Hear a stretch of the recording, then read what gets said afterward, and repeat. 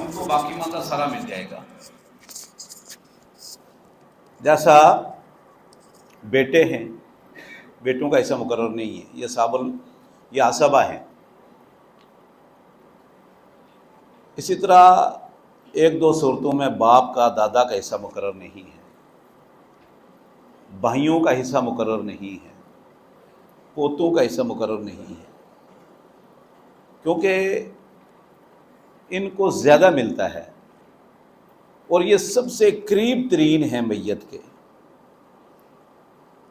بعض اوقات قریبی ورثہ ان کی موجودگی میں محروم ہو جاتے ہیں، جیسے بیٹوں کی موجودگی میں باپ کا صرف چھٹا حصہ ہے، بیٹوں کی موجودگی میں باپ کا صرف چھٹا حصہ ہے۔ مطلب کوئی بندہ فوت ہو گیا، اس کا والد بھی ہے اور اس کے بیٹے بھی ہیں، تو والد کو چھٹا حصہ دیں گے۔ چھٹا حصہ کا معنی کیا ہے؟ 16.5%، یعنی 100 روپے میں سے 16.5 روپے باپ کو ملیں گے اور باقی سارے جو ہیں وہ بیٹوں کو مل جائیں گے۔ ایک بیٹا ہو یا سارے ہوں، تو یہ اللہ رب العزت نے حساب رکھا ہے الاقرب فالاقرب، جو سب سے قریبی ہے اس کو ملے گا اور دور والا محروم ہو جائے گا۔ بیٹوں کی موجودگی میں پوتوں کا حصہ نہیں، باپ کی موجودگی میں دادا کا حصہ نہیں، ماں کی موجودگی میں نانی کا حصہ نہیں ہے، پوتے کی موجودگی میں پڑپوتے کا حصہ نہیں ہے۔ قریب ترین جو وارث ہوگا نا، سب سے پہلے اس کو ملے گا۔ تو یہ اللہ رب العزت نے سب کے حصے رکھے ہیں۔ لے ہیں سوال لو۔ ایک چیز میں آپ کو ذرا وضاحت کر دوں، یہ آج کل نا ملحدین نے بڑا وراثت کے حوالے سے بڑا سوال اچھالا ہوا ہے، اور بڑا ہی پروپیگنڈا دنیا، دشمن اسلام اور ہمارے کچھ نادان کلمہ گو لوگ، نادان دوست، وہ بھی اس سوال کو بڑا اچھالتے ہیں اور اس پروپیگنڈا سمجھ لو۔ وہ یہ ہے کہ دیکھیں جی، اللہ رب العزت نے نعوذ باللہ ناانصافی کی ہے کہ اللہ نے مرد کو عورت کی بنسبت ڈبل دیا ہے۔ جیسے سورہ نساء کی آیت نمبر 11 ہے، یوصیکم اللہ فی اولادکم للذکر مثل حظ الانثیین فإن کن نساء فوق اثنتین فلہن ثلثا ما ترک وإن کانت واحدۃ فلہا النصف۔ تو اس میں بتایا کہ اللہ تمہیں وصیت کرتا ہے تمہاری اولاد کے متعلق، للذکر مثل حظ الانثیین، کہ بیٹے کو 2 بیٹیوں کے برابر حصہ ملے گا، یعنی مذکر کو 2 عورتوں کے برابر۔ اسی طرح سورہ نساء کی آخری آیت ہے، یستفتونک قل اللہ یفتیکم فی الکلالہ، اس میں بہن بھائیوں کا حصہ ہے، اس میں بھائی کو بہن سے ڈبل ملے گا، یعنی 2 بہنوں کو جتنا ملے گا اتنا بھائی کو اکیلے کو ملے گا۔ یعنی اگر ایک بندہ فوت ہو جاتا ہے تو اس کے ایک بیٹا ہے، 2 بیٹیاں ہیں، ایک بیٹا ہے صرف اور 2 بیٹیاں ہیں، تو 50 روپے مل جائیں گے بیٹے کو اور 50 روپے مل جائیں گے 2 بیٹیوں کو۔ تو بیٹیوں کو کتنا ملا؟ 25، اکیلے اس کے بیٹے کو 50۔ اسی طرح ایک بندہ فوت ہوتا ہے، صرف اس کا ایک بھائی ہے اور 2 بہنیں ہیں، سمجھ آ رہی ہے؟ تو بھائی کو مل جائے گا، صرف اور کوئی وارث نہیں ہے، تو بھائی کو مل جائے گا 50 روپے 100 میں سے، اور 2 بہنوں کو 50 روپے، 25 ہو گئی۔ تو یہ پروپیگنڈا کرتے ہیں کہ دیکھو جی، بیٹے کو بیٹی سے دگنا، بھائی کو بہن سے دگنا، شوہر کو بیوی سے، شوہر کو بھی ہے۔ سورہ نساء کی آیت نمبر 12 ہے، اللہ فرماتے ہیں وَلَكُمْ نِصْفُ مَا تَرَكَ أَزْوَاجُكُمْ إِن لَّمْ يَكُن لَّهُنَّ وَلَدٌ۔ اگر آپ کی بیوی فوت ہو جاتی ہے، مومن کسی مومن مسلمان کی، فرمایا اگر اس کی اولاد نہیں تو آپ کو نصف ملے گا، یعنی 50%۔ اگر اس کی اولاد موجود ہے تو آپ کو 25% ملے گا، ربع، 25 روپے۔ اور فرمایا اگر آپ فوت ہو جاتے ہو اور آپ کی بیوی رہ جاتی ہے، کوئی مسلمان مرد فوت ہو جاتا ہے اور بیوی ہے، تو بیوی اگر آپ کی اولاد نہیں تو بیوی کو ملے گا 25%۔ اب شوہر کو 50% بیوی سے اور بیوی کو شوہر سے 25%، نصف ہو گیا نا، نصف ہو گیا۔ اور اگر شوہر کی اولاد ہے تو بیوی کو 12.5، 8वां हिस्सा, 24 का भी निसफ, 25 का निसफ, 12.5%। तो इसका नहीं 8वां 12.5, और शोहर की औलाद नहीं तो 25, और शोहर का शुरू ही 25 से होता है, बीवी की औलाद है तो 25 नहीं तो 50, तो डबल हुआ ना फिर, 12.5 और 24, 25 और 50। अब यहां प्रोपोगंडा लोग बहुत करते हैं कि देखो जी हर तरफ ही औरत को निसफ, औरत को निसफ, औरत को मर्द से निसफ, मर्द को औरत से डबल। इंसाफ नहीं, बराबरी नहीं, मसावात नहीं। आजकल ना मसावात मर्द और जन का नारा बड़ा चलता है और बड़ा पुरकशिश नारा है, और ये नारा अपने अंदर बड़े बड़े जुल्म को समोए हुए है। आपने ये बात सुनी होगी पहले भी और जानते भी होंगे कि मर्द को औरत से डबल मिलता है। ऐसे ही है ना, मर्द के 2 हिस्से, औरत का 1 हिस्सा है। गवाही में भी ऐसे ही है। मैं बताता हूं कि ये नहीं है, विरासत में औरत मर्द को बिल्कुल बराबर मिलता है। शायद आप पहली मर्तबा सुन रहे हो। ये प्रोपोगंडा है ना कि जी आयत मैंने आपके सामने पढ़ी है, डबल है, लेकिन मैं कहता हूं डबल नहीं है, बिल्कुल बराबर है। जितना बेटे का हिस्सा है बिल्कुल उतना बेटी का हिस्सा है, जितना भाई का हिस्सा बिल्कुल उतना ही भाई का बहन का हिस्सा है, बिल्कुल बराबर यकसां, 1 रुपए का फर्क नहीं है। फर्क मेरे और आपकी तरफ से है। जुल्म हम कर रहे हैं जो अल्लाह और उसके रसूल के फरमान पर अमल नहीं कर रहे। ज्यादती हमारी तरफ से है, अल्लाह और उसके रसूल की तरफ से, शरीयत की तरफ से नहीं है। कैसे बराबर है? बराबर ऐसे है बिल्कुल लड़के लड़की का बराबर। ये भाई साहब बैठे हुए हैं, मिसाल देता हूं, इनके बेटे को मिलेगा, समझ आ रही है, 2 हिस्से, इनकी बेटी को मिलेगा 1 हिस्सा। ऐसे ही है ना, लिज़कर मिस्लु हाज़िल उनसय्यैन, इनकी बेटी का हिस्सा और इनकी बेटी के मुकाबले में इनके बेटे को 2 हिस्से। ऐसे ही है ना। अच्छा ये तो बराबर नहीं हुआ, डबल हो गया। अच्छा अब इनके बाद इनके बेटे को 2 हिस्से मिल गए, इनके बेटी को 1 हिस्सा मिल गया। इनकी बेटी की शादी हो गई, समझ आ रही है, 1 हिस्सा बाप की तरफ से मिला और इसके शोहर को अपने बाप की तरफ से हिस्सा, इसे कितने मिलेंगे? 2। कितने हो गए? 3। इनकी बेटी के कितने हिस्से हो गए? बोलो 3। 1 हिस्सा इनकी तरफ से मिला और उसके शोहर को उसके अब्बा की तरफ से कितने मिले? 2।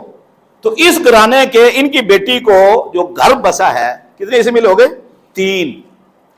इनके बेटे को मिला 2 हिस्से।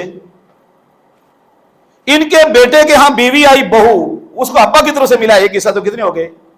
3। तो कितने हो गए? आपके बेटे कितने हो गए? 3। और आपकी बेटी जहां गई उसके कितने हो गए? 3। तो बराबरी हुई या जुल्म है? अब अगर हम बेटी को ना दें तो मुजरिम अल्लाह ही हम है। शरीयत का कसूर है हमारा? बोलो, नहीं देते आज हम बेटी को। यही वजह है कि बेटे के 2 होते, बेटी को कुछ भी नहीं होता। तो भाई जो नारा लगाते ना मर्द की मसावत का, बेटियों को देते ही नहीं। बेटा का डबल है, बेटी को 1 रुपया नहीं मिलता बाप की तरफ से। हम अगर अपनी बेटियों को दें और हर शख्स देने लगे, हर घर में 3 हिस्से इकट्ठे हो जाए, मर्द के 2, बीवी का 1, इधर भी 2, 3, उधर भी 3, तो बराबरी हुई या नहीं? बराबरी हुई। ये अल्लाह रब्बुल इज्जत को पता था ऐसे हिसाब चलेगा, लेकिन आज हमने डंडी मार दी है। तो कसूर इस्लाम का नहीं, कसूर हमारा है। हर जगह आप देखें, यानी आप कुरान और हदीस के जितने उसूल देखो ना, जितने उसूल देखो, वहां कसूर हमारा निकलेगा। अल्लाह और उसके रसूल की बात बिल्कुल 100% गलती हमारी निकलेगी। जहां भी कोई अहकाम में मसला नजर आता है कि यहां माशरे के मुताबिक नहीं, वहां गलती हमारी निकलेगी, मुसलमान की। सवालों के इंशाल्लाह मैं जवाब देता हूं। एक शख्स के 4 बच्चे हैं और इसने 4 को एक एक मकान दे दिया। हाँ, इसने 4 को एक एक मकान दे दिया और अपनी बीवी को भी एक मकान दे दिया। अब सवाल यह है कि इसके पास एक मकान है जो इसने اپنی ایک اور بیوی کو دے گا اور میں 4 بچے اور پہلی کو نہیں دے گا. 4 بیٹے ہیں، ایک کو مکان دے دیا، بیوی کو بھی ایک مکان دے دیا. مکان ہے جو اس نے اپنی ایک اور بیوی کو دے گا اور 4 بچے اور پہلی کو نہیں دے گا، یعنی دوسری بیوی سے 4 بچے. دیکھیں سوال بالکل واضح نہیں ہے. 2 بیٹیاں اور 2 بیٹے لکھا ہے، ایک شخص کے 4 بچے ہیں، ہر ایک کو ایک ایک مکان دے دیا، یہ تو ہو گیا ٹھیک. بیوی کو بھی ایک مکان دے دیا، اس کا ایک اور مکان ہے، ایک اپنی ایک اور بیوی کو دے گا اور میں اس میں سے 4 بچے اور پہلی بیوی کو نہیں دے گا. تو بہرحال یہ تو بالکل صاف نظر آ رہا ہے کہ اگر ایسی کیفیت ہے تو یہ تو ناانصافی ہے. یہ تو ہر ایک کو سوال کی ضرورت ہی نہیں ہے، بلکہ سب کو دینا پڑے گا نا. میں نے پچھلے درس میں بیان کیا کہ وہ نعمان بن بشیر رضی اللہ عنہ، بشیر نے اپنے بیٹے نعمان کو ایک غلام دیا تھا، تو اللہ کے رسول نے فرمایا سب کو دو. تو ایسے عدل و انصاف کرنا چاہیے سب کو. اگر ایک ایک مکان دیے ہے تو اگر ایک سے زائد بیوی ہیں سب کو مکان بنتا ہے، یا مکان کے برابر مالیت دے دے. اور اسی طرح اولاد میں بھی عدل و انصاف اور برابری ہے، اس میں تو شک ہی کوئی نہیں. دوسری بیوی سے نہیں ہے تو بیوی کا تو بنتا ہے نا حق، بیوی کا حق تو بنتا ہے. اگر پہلی بیوی کو ایک مکان دیا دوسری کو بھی دے. اگر ہاں پہلی بیوی کے 7 بچے رہتے ہیں، اس کا مکان بڑا ہے، تو دوسری بیوی کے بچے نہیں ہیں، مکان چھوٹا دے دے. اس میں برابری یہ نہیں ہوتی کہ دونوں بیویوں کو برابر ایک جیسا دینا. دیکھیں ایک بیوی کے ہی اور رہتی ہے، دوسری بیوی اور رہتی ہے، ایک بیوی کے بچے 4-5 ہے، دوسری کی بیوی کا بچہ 1 ہے، تو اب وہاں تو راشن میں تو خرچے میں برابری تو نہیں ہو سکتی نا. وہاں برابری یہی ہے کہ اس کی بھی پوری ضرورت ہو، اس کی بھی ضرورت پوری ہو، جتنا ضرورت پر. جیسے نا ہندا آئی ابو سفیان کی بیوی نبی کریم صلی اللہ علیہ وسلم کے پاس، تو کہنے لگی اللہ کے رسول جانتے ہو ابو سفیان خرچ کرنے میں تھوڑا سا ہے، ہاتھ کھینچ کے رکھتا ہے، تو میں اگر بغیر ہمیں راشن جو دیتا ہے پورا نہیں ہوتا مجھے اور میرے بچوں کو، یہ بچے اسی کے تھے، تو میں اگر بغیر اجازت کے اتنا ایک لے لوں جو مجھے میرے بچوں کو فائد کرے، راشن اس کی اجازت کے بغیر. تو آپ نے فرمایا خذی ما یکفی کی و ولدکی بالمعروف. ہاں اتنا اگر وہ راشن دیتا ہے اور پورا نہیں ہوتا، مثلا کھانا پورا نہیں ہوتا، بچوں کو پیٹ نہیں بھرتا، تو پھر اتنا ہے کہ آپ اضافی لے سکتی ہو اس کے بتائے بغیر، جو آپ کو اور آپ کے بچوں کو کافی ہو. لیکن ساتھ فرمایا بالمعروف، معروف طریقے سے، دستور کے مطابق، اللہ سے ڈرتے ہوئے، خیال رکھتے ہوئے، شوہر کو نقصان پہنچانا مقصود نہ ہو.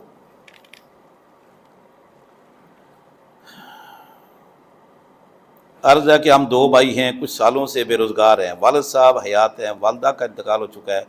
دونوں بھائی چاہتے ہیں والد صاحب اپنے آگے مکان بیچ کر حصہ دے دیں، اپنا مستقبل بنا لیں.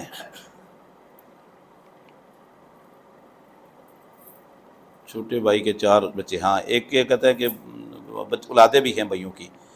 صاحب کہتے ہیں کہ نہیں، جب تک زندہ رہوں مکان نہیں بکے گا. دونوں بھائیوں کے حالات تنگ ہیں، 2 میں شادی شدہ ہیں، بہتر حالات ہیں ان کے حالات. مولانا صاحب اس کا شریعت کے مطابق جواب دیں. اچھا یہ پہلا سوال ہے. سوال آپ سمجھ گئے ہوں گے. یہ دونوں بھائی چاہتے ہیں، بہنیں ان کی شادی شدہ ہیں، وہ اپنی جگہ پر خوشحال ہیں. یہ دونوں بھائی چاہتے ہیں کہ ہمارے والد صاحب اپنا مکان بیچ کر ہمیں اس میں سے حصہ دے دیں.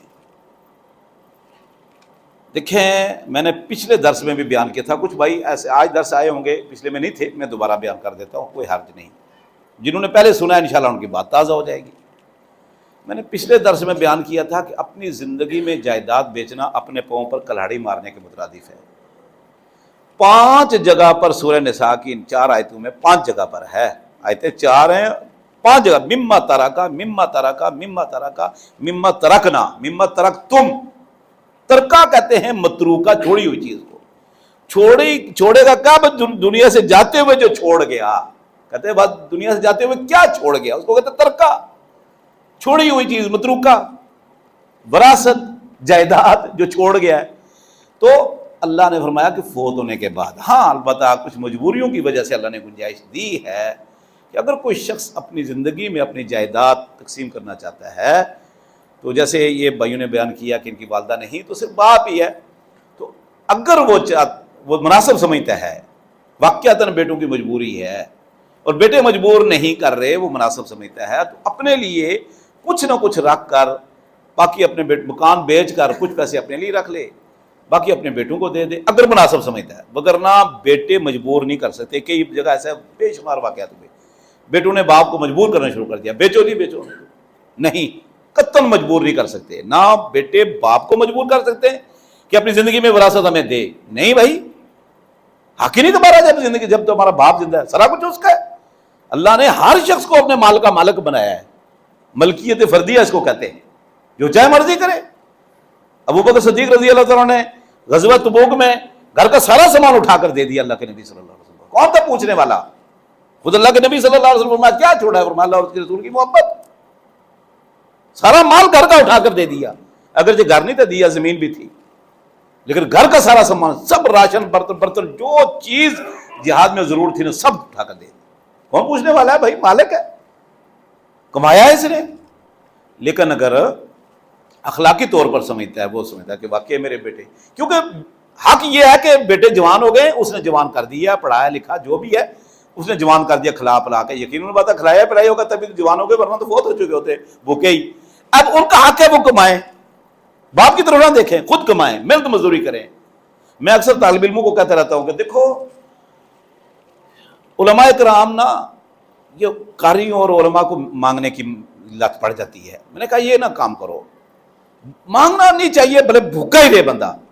میں نے کہا آپ بازار چلے جائیں نا، ٹرک کھڑا ہے، سامان اسے آٹا اتار رہے ہیں، نمک اتار رہے ہیں، چینی اتار رہے ہیں، کٹا ہے، بولو ایک کٹا اتارنے کے کتنے روپے ہیں؟ مجھے تو ابھی اس وقت یاد نہیں، ہم جب اپنے گاؤں میں ہوتے تھے اس وقت 10 روپے لیتے تھے، پتہ نہیں حال کتنے ہوں گے، ایک کٹا اتار کے دکان پر پہنچانے کا، جس کو کہتے ہیں لوڈنگ ان لوڈنگ ہے، پلے داری۔ تو وہ کہے گا بھائی 20 روپے ایک کٹا ٹرک سے اتار کے دکان پر پہنچانے کا، آپ 5 کٹے اتارو 100 روپے آپ کو مل جائے گا، 10 اتارو 200 روپے مل جائے گا، بیٹھ کے مزے سے ہوٹل پر کھانا کھاؤ۔ یہ طریقہ رسول اللہ صلی اللہ علیہ وسلم نے بتلایا، جس جو بندہ آپ کے پاس ہے کہ مجھے تعاون کرو، آپ نے ایسا کرو، اور اس کے ساتھ تعاون کیا، کمائی کے اعتبار سے، روزی کے اعتبار سے، کاروبار کے اعتبار سے کھڑا ہو تاکہ کل اپنے پاؤں پہ۔ تو یہ بہرحال البتہ اگر وہ والد صاحب زیادہ مناسب سمجھتے ہیں کہ دینا چاہیے تو ٹھیک ہے، کچھ اپنے پاس رکھ کر باقی اپنے بیٹوں کو دے دیں، وہ کاروبار کر کے دیں، مکان لے کر کہیں پلاٹ لے کر دے دیں، اور جب والد فوت ہوگا تو پھر اس وقت جو بچہ ہوا تھا وہ بھی بیٹوں میں تقسیم ہو جائے گا۔ ہاں بیٹیوں کو بھی دے گا، بیٹیوں کو بھی دے گا، بالکل ایسا ہی ہے، بیٹیوں کو بھی دے گا کیونکہ ترکہ ہے۔ اور البتہ جیسے میں نے پچھلی مرتبہ کہا تھا کہ زندگی میں دے گا تو برابر دے گا، زندگی میں برابر دے گا، اور جو چھوڑا ہوا کچھ اپنے لیے چھوڑ دے وہ بعد میں جو ہے نا تقسیم ہو جائے گا وراثت میں، اسکول میں بھی اور بیٹیوں میں بھی، زندگی میں بھی ان کو دے، بالکل ایسے ہی ہے۔ دوسرا سوال ہے کہ سالگرہ کی تقریب میں بغیر اس کا اس کے بعد کھانا جائز ہے؟ ہاں، سالگرہ کی تقریب کے کھانے کا میرا پوچھ رہے ہیں، سالگرہ ہو گیا، برسی ہو گئی، ڈے بنانا اسلام میں جائز ہی نہیں ہے، اور یہ کافروں کا طریقہ ہے، کافروں کا طریقہ ہے، وہ ڈے بناتے ہیں، وہ سالگرہ بناتے ہیں، وہ برسیاں بناتے ہیں، پیدا ہونے پر وہ 1 سال کے بعد جو ہے نا وہ جی کھانا پینے کا کوئی انتظام کرتے ہیں، فوت ہونے کا بعد پھر اس کو سال بعد اس کو برسی کہتے ہیں۔ اور عیسائی بناتے تھے کیا نام ہے، عیسیٰ علیہ السلام کی ولادت، برسی ہے نا، ولادت ہے، ولادت برتھ ڈے ہے، یہ جو کرسمس ڈے ہے یہ برتھ ڈے ہے عیسیٰ علیہ السلام کا، اس کو ولادت کہتے ہیں، برتھ، پیدائش۔ تو اب ان کی دیکھا دیکھی مسلمانوں نے بھی اللہ کے نبی صلی اللہ علیہ وسلم کا برتھ ڈے بنانا شروع کر دیا، جس کو میلاد کہتے ہیں۔ انہوں نے، عیسائیوں نے عیسیٰ علیہ السلام کا بنایا برتھ ڈے، مسلمانوں نے نبی کریم کا برتھ ڈے آج بنانا شروع کر دیا، پہلے 3 4 5 صدیوں تک تصور بھی نہیں تھا۔ انہوں نے ٹری کی پوجا شروع کر دی، ٹری خریدو، ٹری کو نمائش کرو، ٹری کو سجاؤ، ٹری کو کمکموں سے سجاؤ، کروڑوں روپے کا ٹری ملتا ہے۔ مسلمانوں نے کعبہ اور مسجد نبی کا ماڈل بنا کر پوجنا شروع کر دیا۔ میں پچھلے دنوں عید والے یہ جو 9 10 12 محرم جو بناتے ہیں، کیا نام ہے، ربیع الاول کو درس کہیں رکھا ہوا تھا، میں جا رہا تھا لالو کھیت سے، بڑا کعبہ اور مسجد نبی کا اور کعبہ کا ماڈل بنایا ہوا ہے، اور کیا دنیا اکٹھی ہے، اور کیا وہ ایک سپیکر پر اعلان کر رہا ہے مائکرو فون پر، کہتا ہے کروڑوں روپیہ لگایا، اگلی مرتبہ زیادہ لگائیں گے، نا للہ، اور کروڑوں لگا کے اس کو مٹا دیتے ہیں اپنے ہاتھوں سے مٹاتے ہیں اس پیسے. کیا وہ ٹری بنانا شروع کر دی انہوں نے, مکہ مدینہ کے ماڈل بنا کر پوجا شروع کر دی. جو کام وہ کرتے ہیں, انہوں نے کیک کاٹنے شروع کر دی, انہوں نے بھی کیک کاٹنے شروع کر دی. میں آپ کو کیا بتاؤں, وراثت کا مسئلہ ہے. بہرحال مسلمان غیروں کے نقش قدم پر چل پڑے ہیں. اللہ تعالی ہمیں صحیح خالص دین پر چلنے کی توفیق عطا فرمائے. میرا سوال یہ ہے کہ اگر کسی شخص کی اولاد زیادہ ہو اور شادی شدہ بھی نہ ہو, اولاد شادی شدہ بھی, اور پھر شادیوں کے بعد بھی کئی سال گزر جانے کی بہنوں کی وراثت نہ دینا, اس کے بارے میں تفصیل سے بتائیں, اور خاص طور پر اگر بہنیں نہ مانگیں اور اپنے حصہ تو کیا وہ بھائیوں کو معاف ہے؟ اچھا بھائی, سب سے پہلے تو یہ ہے کہ بہت سارے بھائی نا لوگ مجھے کہتے ہیں کہ دیکھو جی, میں جب ان کو کہتا ہوں بیٹوں کو بھی دو بیٹیوں کو بھی دو, کہتے دیکھو جی ہم نے جب بیٹی کا جب شادی کی تھی نا تو جہیز دے دیا تھا, ان کو ہم نے زیور دے دیا تھا, انہوں کو ہم نے فلانا چیز دے دی تھی, تو اب ان کی شادی پر اتنا بڑا خرچ ہوتا تو وراثت میں بھی سے دیں.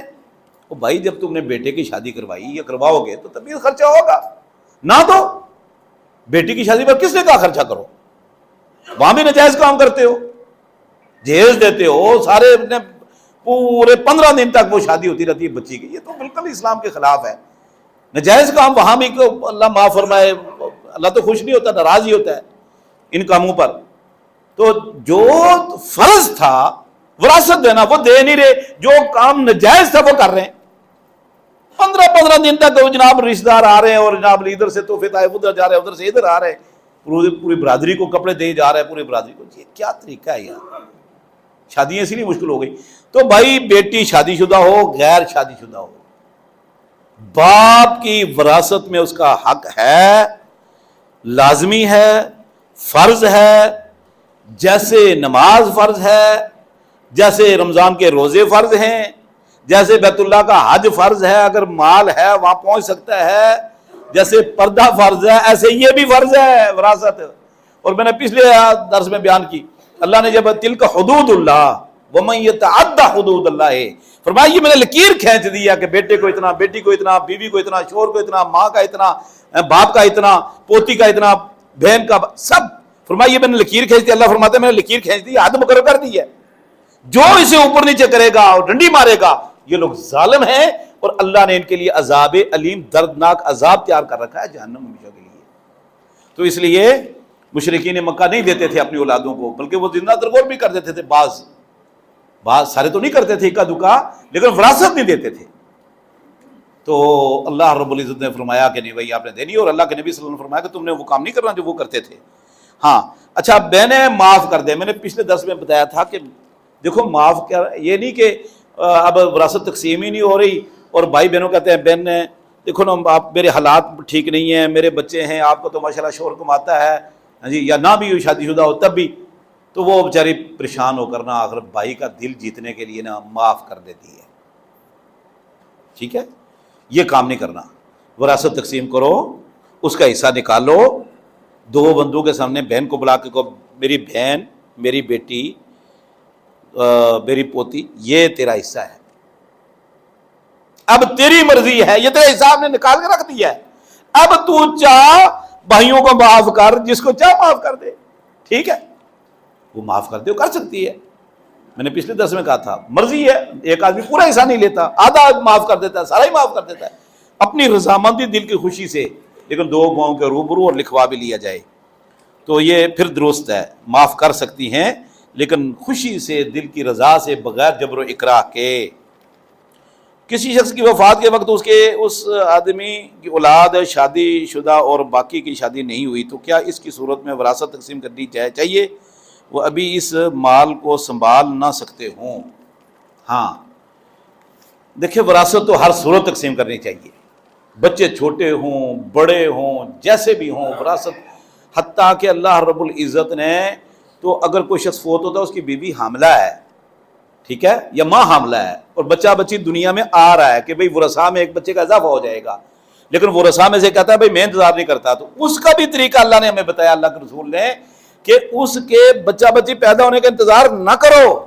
کوئی پتہ نہیں بیٹا پیدا ہو بیٹی ہو, ایک ہوں دو ہوں, یہ شک ہے, اس کے باوجود آپ نے انتظار نہیں کرنا اور ایک تقسیم کا طریقہ بتایا ہے، اس تقسیم کے طریقے کے مطابق آپ اس آنے والے مہمان بچے بچی یا بہن بھائی جو بھی میت کا ہے، بیٹا بیٹی ہے، اس کا حصہ رکھ کر اندازے کے مطابق کسی تھرڈ پارٹی کے پاس باقی تقسیم کر دو.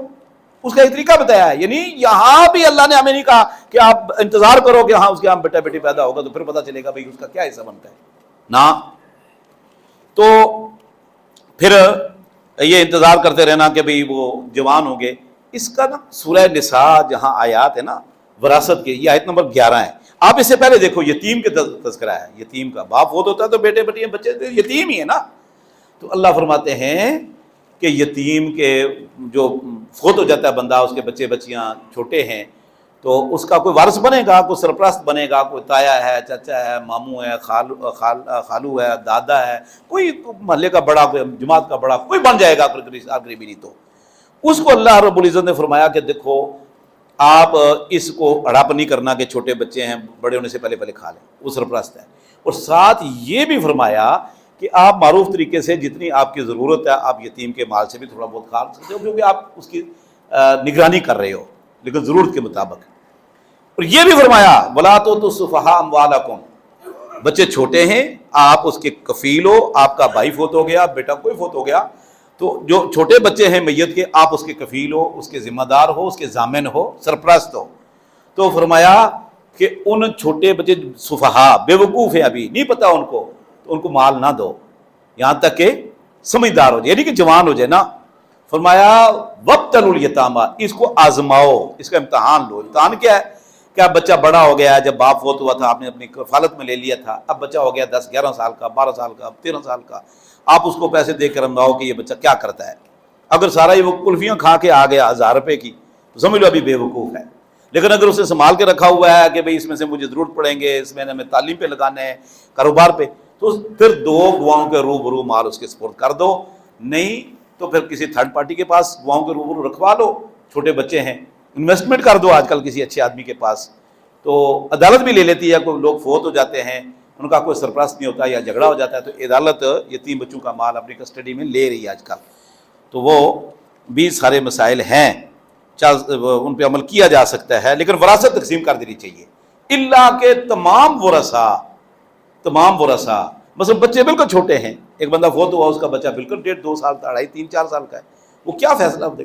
تو اس کے ورثہ بیٹھ جائیں، دیگر بھائی ہیں، تایا ہے، چچا ہے، ماموں ہے، دادا ہے، بیٹھے اور بولے کہ بھئی بات یہ ہے کہ بچے چھوٹے ہیں، وراثت تقسیم کریں یا نہ کریں.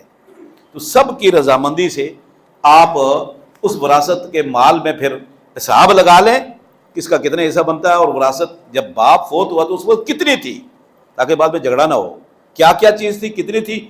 ٹھیک ہے، وہ تقسیم نہ کرو، جب بھی بچے سمجھدار ہوئے وراثت تقسیم کر کے ان کے حصے کے مطابق دے دو. لیکن بہرحال اس میں خرابیاں بہت زیادہ ہوتی ہیں، وراثت بڑھتی جاتی ہے. بے شمار ایسے کیس ہمارے پاس آئے کہ باپ کے فوت ہونے کے بعد وراثت تقسیم نہیں ہوئی، اس میں اضافہ ہوتا گیا. اب جناب علی جھگڑے پڑ گئے ہیں اور ورثاء میں شدید حساب اس کا ہو نہیں سکتا.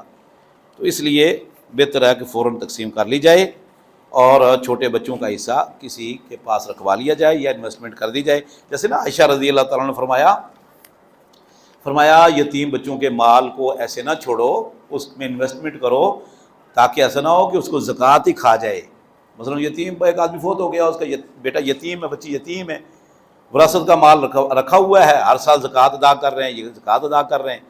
تو اب وہ 10 سال بعد جا کر سمجھدار ہوا ہے، 12 سال 15 سال بعد جا کر سمجھدار ہوا وہ. اب 15 سال میں آپ نے جو زکوٰۃ دے رہے ہیں کروڑ میں سے 2.5 لاکھ، تو یہ 10 سال میں کتنی بن گئی؟ 25 لاکھ روپے تو زکوٰۃ نکل گئی، 75 لاکھ بچ گیا اس بیچارے کا. وہاں رکھا کروڑ میں سے 75 لاکھ. فرمایا انویسٹمنٹ کرو، آپ سرپرست ہو، تاکہ زکوٰۃ اس اضافی آمدن میں سے جاتی رہے، بچے کا مال کم نہ ہو، یتیم کا.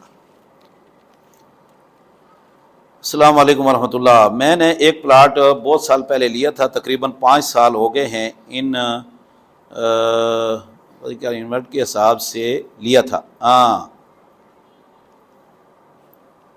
میرے خیال ہے کہ انویسٹمنٹ کے حساب سے لیا تھا. اس کی قیمت تھی، ہر سال اس کی قیمت بڑھتی گئی ہے، اور اب درمیان میں قیمت رکی اور اب میری سمجھ میں نہیں آ رہا کہ اس کی زکوٰۃ کیسے ادا کروں. میں اس کا تسلی بخش جواب نہ کریں. اور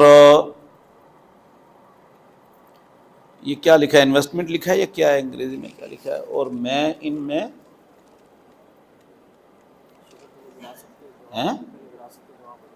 وراثت کا نہیں، وراثت ہے یہ نا، ہاں یہ لکھا ہے، چلو انویسٹمنٹ ہی ہوگا شاید۔ بہرحال دیکھیں اس کی میں دو صورتیں بتا دیتا ہوں جو بھی ہے۔ پلاٹ لیا آپ نے، ایک ہے کہ آپ نے کروڑوں اربوں روپے کا پلاٹ لے لیا، اور اب ہے کہ وہ آپ نے اپنے لیے، اپنے بچوں کی رہائش کے لیے لیا ہے۔ بچے جوان ہوں گے، گھر بنائیں گے، میں بنا لوں گا، ٹھیک ہے۔ اربوں روپے کا، کھربوں روپے کا پلاٹ ہے، 1 روپیہ زکوٰۃ نہیں، زمین پر زکوٰۃ نہیں، اس میں سے جو آمدن آ رہی تھی اس پر ہوتا ہے۔ کئی اربوں روپے کی زمین ہوتی ہے لوگوں کی، آج بھی پنجاب میں چلے جائیں، سندھ میں چلے ہے، اس میں زکوٰۃ نہیں، اس میں ہے عشر 10% یا 20واں حصہ، ٹھیک ہے۔ اگر بارانی ہے، خرچہ نہیں تو 10واں حصہ، یعنی 10 بوریوں پر 1 بوری، جو اگے گا اس پر دے گا، اور اگر خرچہ ہو رہا ہے تو 20 بوریوں پر 1 بوری اللہ کا ہے، لیکن اس میں جو اگ رہا ہے، حاصل ہو رہا ہے، سبزی ہے، اس کی زکوٰۃ ہوتی ہے، کیونکہ روزانہ آتی ہے، روزانہ کو عشر نہیں نکل سکتا۔ اس طرح بے شمار چیزیں ہیں روزانہ کی، اس کی پیسوں پر زکوٰۃ، جیسے بھینسیں ہیں، بھینسوں پر زکوٰۃ نہیں ہے، باڑے میں کھڑی ہیں، دودھ پر زکوٰۃ ہے، لیکن اس کا عشر تو ہو نہیں سکتا کیونکہ دودھ روزانہ بکتا ہے، تو اس کی سال بعد آمدن لگائی جائے جیسے کاروبار میں ہوتا ہے، تو اس بھینس کے دودھ پر زکوٰۃ ہے، بھینس پر نہیں، زمین پر زکوٰۃ نہیں، زمین میں سے جو اگتا ہے خراج اس پہ زکوٰۃ ہے۔ اسی طرح پلاٹ پر زکوٰۃ نہیں، ہاں پلاٹ اگر کرائے پر دیا ہوا ہے، گودام ہے یا ویسے کرائے پر دیا ہوا ہے، تو اس کی آمدنی آ رہی ہے اور بچ رہی ہے، سال گزرے گا اور زکوٰۃ کو نصاب کو پہنچے تو اس پلاٹ کے جو آمدنی آ رہی ہے، سال بھی گزر گیا، نصاب بھی پورا، تو زکوٰۃ ہے، کھا پی لیا تو کچھ نہیں۔ لیکن دوسری صورت یہ تھا کہ اپنی رہائش کے لیے لیا، یا اولاد کی رہائش کے لیے۔ دوسری صورت ہے کہ آپ نے وہ پیسہ انویسٹ کیا ہوا ہے، مجھے لگتا ہے یہ انویسٹ ہی ہے، اچھا آپ نے وہ پیسہ انویسٹ کیا ہوا ہے، ٹھیک ہے، تو وہ گویا کہ آپ نے اپنا پیسہ کسی کے پاس رکھوایا ہوا امانت، سمجھ رہے میری بات؟ آپ نے 1 کروڑ کا پلاٹ لے لیا، گویا کہ آپ نے 1 کروڑ روپے اٹھا کر کسی بندے کے پاس رکھوایا ہوا ہے امانت، تو 20 سال ہو یا 1 صدی تک وہ پیسہ رکھے، اس پر زکوٰۃ ہے۔ وہ آپ کا پیسہ آپ کی جیب میں ہو، بینک میں ہو، کسی تیسرے بندے کے پاس امانت رکھوایا اس پر ہے۔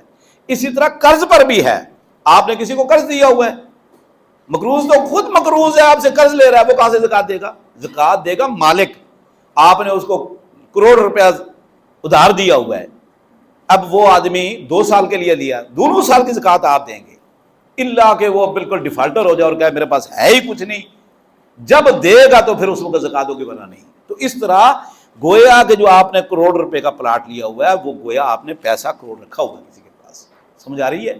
تو اس پر زکوٰۃ اگر آپ کو پتہ ہے کہ اس جب لیا تھا کروڑ کا تھا، اب یہ پلاٹ 1.5 کروڑ کا ہے، سمجھ آ رہی ہے؟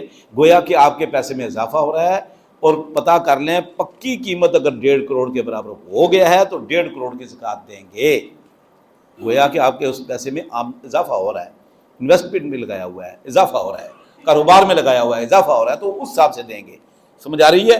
قیمت اوپر نیچے ہوتی رہتی ہے، جب نیچے گر گئی قیمت، تو جب قیمت گرے گی تو آپ کی زکوٰۃ سے پیسہ بھی نیچے کم ہوتا جائے گا، قیمت چڑھتی جائے گی تو آپ کی زکوٰۃ کے پیسے بھی چڑھتے چلے جائیں گے۔ تو یہ ہے طریقہ کار، لیکن اگر آپ نے اس کو خرید و فروخت کی نظر سے لیا ہوا ہے تو پھر تو زکوٰۃ ہے، اگر رہائش کے لیے تو اس پر زکوٰۃ ہے ہی نہیں، جیسے اپنے گاڑی پر زکوٰۃ نہیں ہے، گھر پر زکوٰۃ نہیں ہے، قیمتی بنگلہ ہے، نہیں ہے زکوٰۃ اس پر، ہاں اس کرائے پر دے دے تو پھر تو ہوگی اس پر جو آمدنی آئے گی اور بچ جائے اور نصاب پورا ہو۔ تو یہ ہے گویا کہ آپ کا پیسہ وہ انویسٹ ہے، اور زکوٰۃ ہر سال دیتے رہیں گے اسی قیمت کے حساب سے، واللہ عالم۔ میرے والدین اس دنیا میں نہیں ہیں، جیسے ان کی طرف سے صدقہ کرتا ہوں، اور اگر نماز قرآن مجید بھی پڑھ کر سکتا ہوں کہ نہیں، نفلی نماز اور قرآن مجید کا ثواب مل جائے گا؟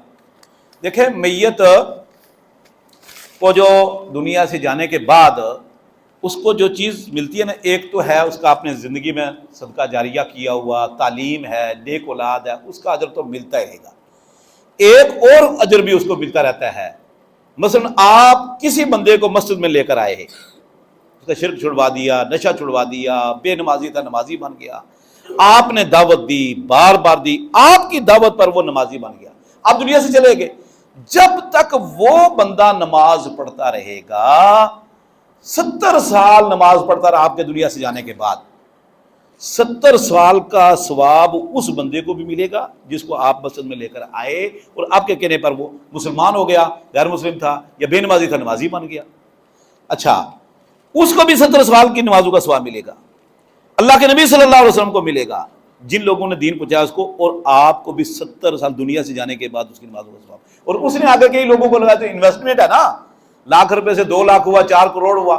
تو جب اس آدمی نے 10 آدمی کو مسجد میں لایا، ان 10 اور 1 یہ 11 بندوں کا ثواب آپ کو ملے گا جانے کے بعد.